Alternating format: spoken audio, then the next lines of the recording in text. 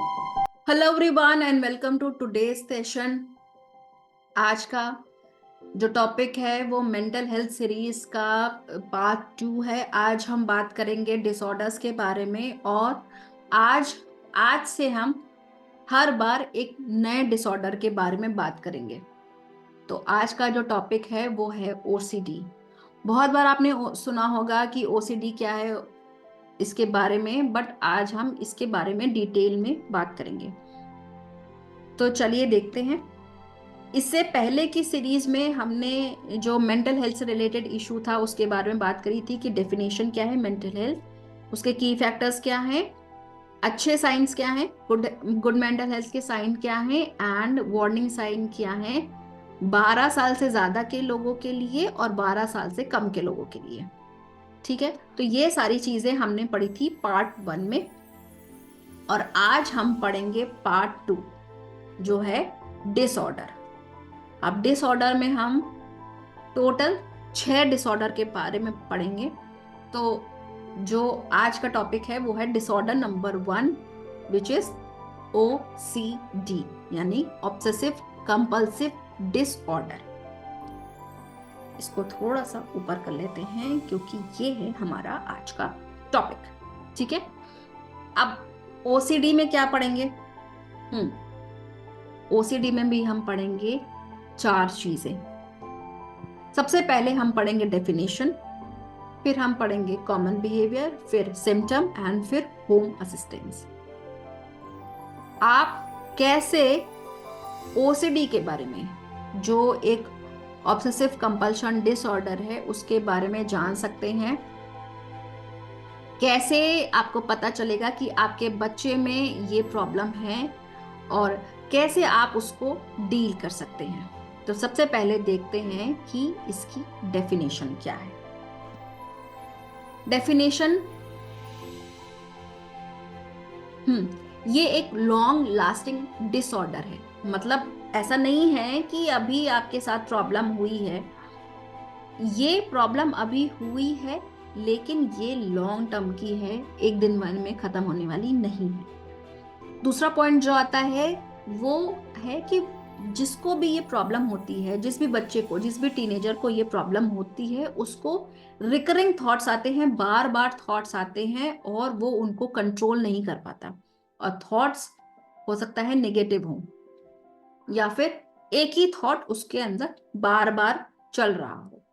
अब इससे क्या होगा? इससे होगा कि उसके अंदर रिपीटेटिवली बिहेवियर पैदा हो जाएगा। जैसे आप क्या समझ सकते हैं कि मान लीजिए उसके टीनेजर बच्चा है, ठीक है, अब उसको लग रहा है कि वो कहीं खेलने जा रहा है। ठीक, खेलने जा रहा है, वो इतनी बार उस चीज को एश्योर करेगा कि मेरे पास ये चीज है, ये चीज है, ये चीज है, जितनी भी उस स्पोर्ट्स से रिलेटेड चीजें हैं वो सेम थॉट उसके अंदर चल रहा है और बार बार उसको अपने जो आइटम्स हैं, जो उसके पास सारे चीजें हैं, उसको काउंट करता है। तो क्योंकि थॉट सेम चल रहा है, बार बार चल रहा है, तो वो उस थॉट की वजह से बार बार वही एक्टिविटी कर रहा है, काउंट कर रहा है और ये इस चीज को कंट्रोल नहीं कर पा रहा। तो ये जो प्रॉब्लम होती है वो होती है ऑब्सेसिव कंपल्सिव डिसऑर्डर यानी कि OCD। अब इसके बिहेवियर क्या है? Common behaviour. कॉमन बिहेवियर में आएंगे 4। कंटैमिनेशन। कंटैमिनेशन मतलब जब टीनेजर को बहुत ज़्यादा डर लगता है कि इसको कोई बीमारी हो जाएगी, हाइजीन से रिलेटेड उसको बहुत सारे इश्यूज होने लगते हैं कि अनहाइजीनिक तो नहीं है, या फिर मैं बीमार तो नहीं पड़ जाऊंगा, मैं ये इसको छूऊंगा तो मुझे ये तो नहीं हो जाएगा। जब इस तरीके के इसको इश्यूज होने लगे, जब वो इतना ज़्यादा सोचने लगे अपनी हेल्थ से रिलेटेड, तो उसको हो सकता है कॉमन ऑब्सेसिव बिहेवियर। नंबर 2 है चेकिंग। बार बार एक ही चीज को चेक करना। घर में लॉक लगा दिया है, अब बार बार वो उसको चेक कर रहा है। मान लीजिए बच्चे ने कमरे में लॉक लगा के कहीं जा रहा है, अब बार बार वो हैंडल को चेक कर रहा है, लॉक है, लॉक है, लॉक है। तो ये भी हो सकता है कि उसको OCD की प्रॉब्लम है। नंबर 3 आता है सिमेट्रिक ऑर्डरिंग। सामान रखा है जैसे ही उसको दिखता है कि कोई चीज अजीब गलत तरीके से रखी है, वो एकदम से परेशान हो जाता है, और जब तक वो उसको सही से रख नहीं लेता, उस वो रिलैक्स नहीं होता, उसका माइंड रिलैक्स नहीं होता, उसको खुद को शांति नहीं मिलती। फॉर एग्जाम्पल, सामने टेबल पे कॉपीज हैं, बुक है, पानी की बोतल है, और पेंसिल बॉक्स है, फ्रूट्स है, बहुत सारी चीजें रखी हैं। अब किसी ने सामान थोड़ा सा इधर उधर कर दिया कि उसकी टेबल के चेयर के पास सबसे पहले हो सकता है फ्रूट हो, फिर पानी की बोतल हो, कॉपी दूर हो। अब उसको एकदम से, क्योंकि उसकी आदत है जैसे ही वो पढ़ने बैठता है कि कॉपी सबसे पहले और पानी की बोतल उसके, अगर वो राइट हैंड पर्सन है तो उसके राइट हैंड साइड में होनी चाहिए, पानी की बोतल रखी है लेफ्ट साइड पे। तो जैसे ही उसके लगेगा कि कुछ चीजें सही नहीं है, वो एकदम से पहले सबसे पहले सही करेगा, उसके बाद वो काम करना शुरू करेगा। तो ये भी एक कॉमन ऑब्सेसिव बिहेवियर है। तीस जो लास्ट आता है वो आता है इंट्रूसिव थॉट्स। इंट्रूसिव मतलब मैं ये कर सकता हूं कि नहीं, मुझसे ये होगा नहीं, मैं इस काबिल नहीं हूं। Doubt, self doubt, negative questions, अपने अपने बारे में खराब सोचना, ये आता है इंट्रूसिव थॉट्स में। तो ये एक कॉमन ऑब्सेसिव बिहेवियर है। जो कॉमन कंपल्सिव बिहेवियर है वो है हाथ धोना। बार बार बार बार, एक बार आपने हाथ धो लिए, फिर बच्चा थोड़ी देर में फिर दोबारा से हाथ धो रहा है। जरा सा कुछ हुआ, उसको लग रहा है अरे मिट्टी लगी, जर्म्स है जर्म्स है, फिर वो क्योंकि वो हाइजीन के प्रति इतना ज्यादा ऑब्सेसिव है, दोबारा से हाथ धो रहा है बार बार बार बार। तो ये एक एक्शन है जो रिपीटेटिवली हो रहा है, क्योंकि उसके दिमाग में सेम थॉट जा रहा है कि हाथ गंदे हैं। हाथ गंदे हो चाहे ना हो, बट क्योंकि वो उस थॉट को कंट्रोल नहीं कर पा रहा, इसलिए वो बार बार हाथ धो रहा है। नंबर 2 है काउंटिंग। अपने सामान को उसने काउंट किया, उसके पास 4 आइटम्स हैं बैग में उसके। अगेन उसके दिमाग में ये थॉट आया, ऐसा तो नहीं कि मैंने गलत काउंट कर लिया है या कोई चीज छूट गई। अगेन उसने चेक किया, 1 2 3 4 4 काउंट है।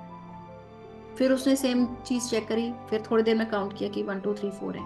तो ये जो बिहेवियर है काउंटिंग का, ये भी प्रॉब्लम क्रिएट करता है बच्चे के लिए भी और उसके साथ में जो लोग हैं उनके लिए भी।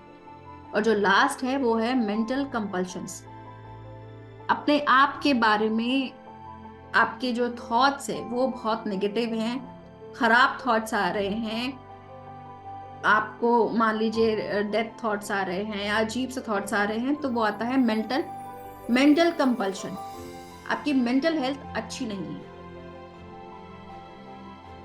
ये थे सॉरी कॉमन बिहेवियर्स। अब आते हैं सिम्टम्स के बारे में। सबसे पहला सिम्टम आता है इंटेंस एंजाइटी। बहुत ही ज्यादा एंजाइटी, क्योंकि बच्चा उस थॉट्स को रोक नहीं पा रहा है, कंट्रोल नहीं कर पा रहा है उस पे एक्शन लेने से। तो जैसे ही वो थॉट आता है उसके अंदर बहुत ज्यादा एंजाइटी आ जाती है। नंबर 2 आता है टाइम कंज्यूमिंग रिचुअल्स।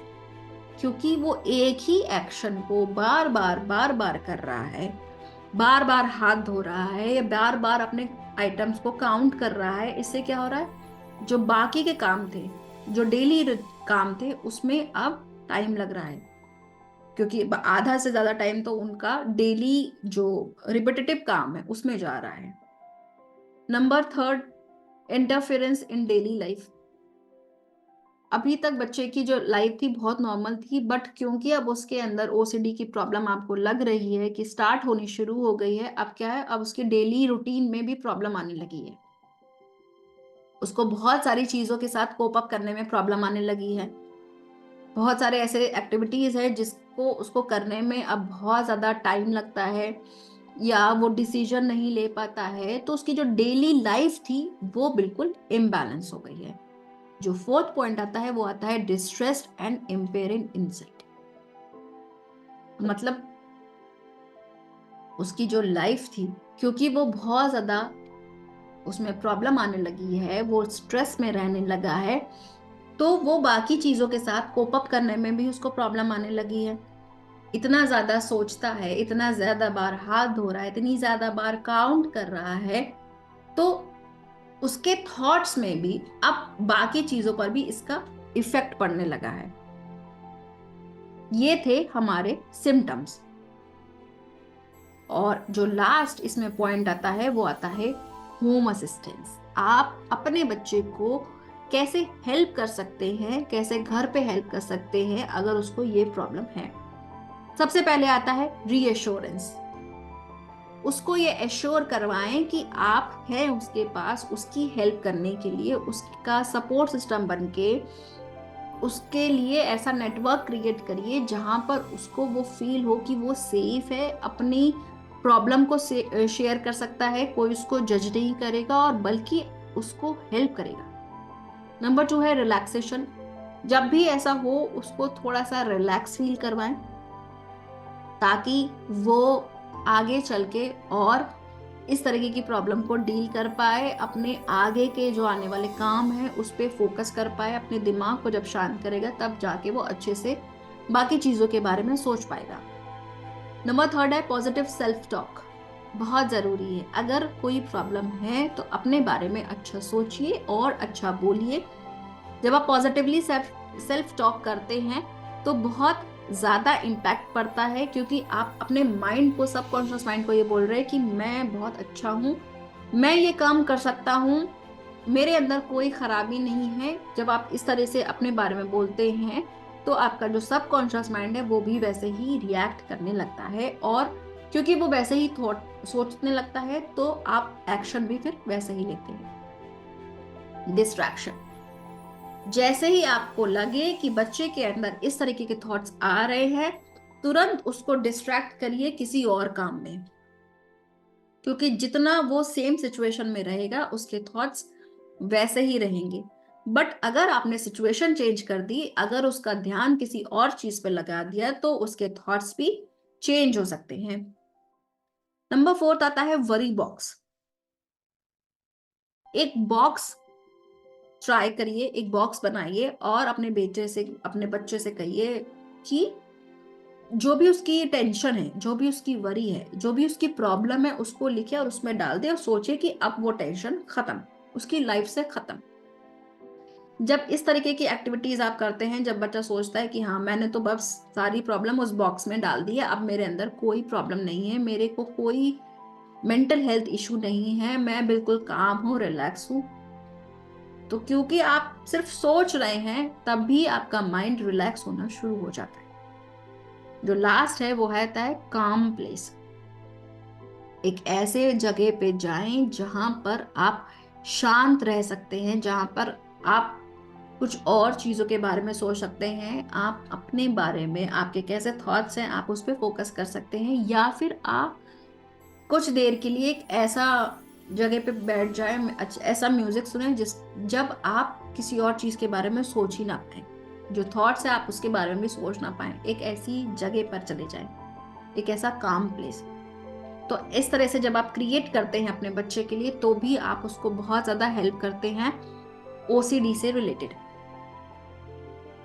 ये सारी चीजें आज हमने इस टॉपिक में पढ़ी, इस पार्ट में पढ़ी, पार्ट 2 ओसीडी के बारे में। आज का ये टॉपिक आपको कैसा लगा नीचे कमेंट सेक्शन में ज़रूर लिखिएगा, क्योंकि ये जो ओसीडी है ये बहुत कॉमन प्रॉब्लम है, बहुत जनरली हो जाती है। बट अगर आप इस पे बहुत इनिशियली लेवल पे फोकस करते हैं, या अगर आप फोकस कर भी रहे हैं, अगर प्रॉब्लम शुरू भी हो गई तो भी आप बहुत ज़्यादा अपने बच्चे को हेल्प कर सकते हैं। तो ज़रूर नीचे कमेंट सेक्शन में लिखिए कि आपको ये टॉपिक कैसा लगा। मैं आपके कमेंट्स का वेट करूंगी और मिलते हैं एक नए डिसऑर्डर के साथ। तब तक के लिए take care, bye bye and happy parenting.